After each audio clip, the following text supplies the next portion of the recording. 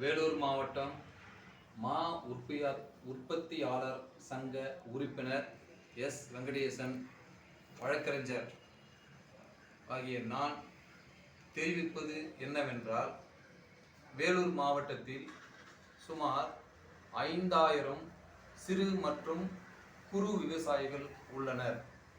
இவர்கள் வாழ்வாதாரமாக மா உற்பத்தி செய்து வியாபாரம் செய்து வருகிறார்கள்.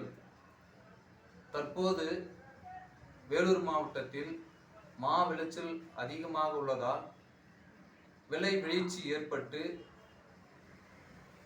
வியாபாரம் செய்ய இயலாமல் அல்லல்பட்டு வருகின்றனர். இதற்கு நம்முடைய வேலூர் மாவட்ட விவசாயிகளின் சார்பாக கோரிக்கையாக நம்முடைய அரசாங்கம் நேரடியாக கொள்முதல் செய்யவும் சரியான விலை கிடைக்கவும் வழி செய்ய வேண்டும் என்று கேட்டுக்கொள்கிறேன். அதேபோல் இப்பகுதியில் மாங்காய், மாம்பழம் மதிப்பு கூட்டு தொழிற்சாலை அமைக்கவும் மத்திய மாநில அரசை கேட்டுக்கொள்கிறேன்.